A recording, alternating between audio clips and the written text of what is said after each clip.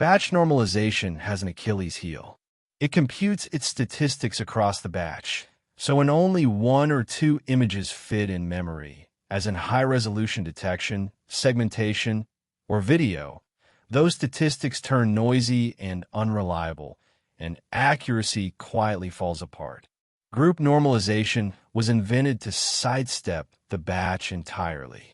It slices a layer's channels into groups and standardizes inside each one, using nothing but a single example. The idea is refreshingly simple, and it has quietly become the default whenever large batches are a luxury you cannot afford. The payoff is stability that barely flinches whether your batch holds 32 images or exactly one. Let us see how it works. So where does batch normalization actually break? And how does group norm dodge it? Here it is side by side. Batch normalization leans on the batch dimension for its mean and variance.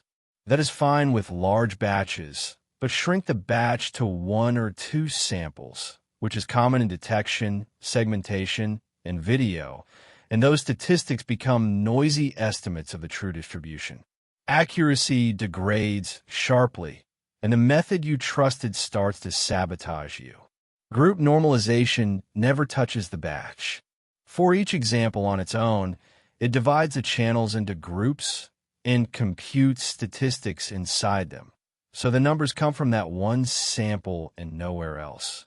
The result is accuracy that stays essentially flat from a batch of 32 right down to a batch of 1, which is exactly what memory-hungry, small batch training needs.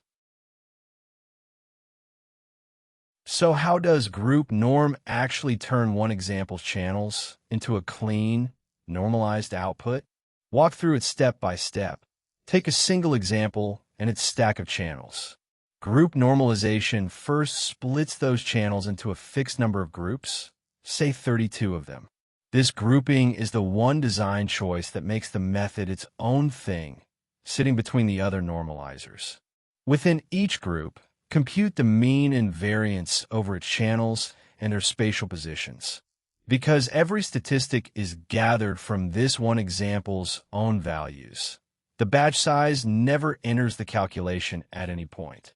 Now normalize each group using its own statistics, subtracting the mean and dividing by the deviation. Then apply a learn scale and shift so the network can recover whatever representation it needs. Each group is standardized independently of the others. The outcome is a layer that stays stable no matter the batch size. Feed it 32 images or a single one, and the behavior barely changes, because the batch dimension was never part of the math. That flat, dependable curve is precisely why detectors and segmentation models reach for it. Strip it back, and 3 ideas define group normalization. It normalizes channels and groups within a single example. Rather than one giant pool or one channel at a time, it standardizes a handful of channels together, using only that sample's own numbers. Because the statistics come from one example, it is completely independent of batch size, unlike batch normalization. Its accuracy holds steady whether the batch is large or shrinks all the way to a single image. It is the default normalization for small batch vision, object detection, segmentation, and video models, which can rarely afford large batches because each input is enormous, trained stably with it where batch norm would simply fall apart. All right, let's lock in the essentials. Group normalization splits a layer's channels into a fixed number of groups and normalizes within each one, using only a single example's own values.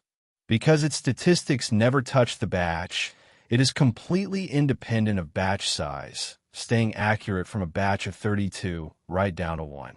That makes it the go-to normalization for computer vision with tiny batches, letting object detection and segmentation models train reliably in the very regime where batch normalization quietly collapses. It even generalizes layer norm and instance norm as the two extremes of how many groups you choose, with the group count as its one extra knob. If breaking ideas down this way suits you, there is plenty more waiting at standardy.com. See you over there.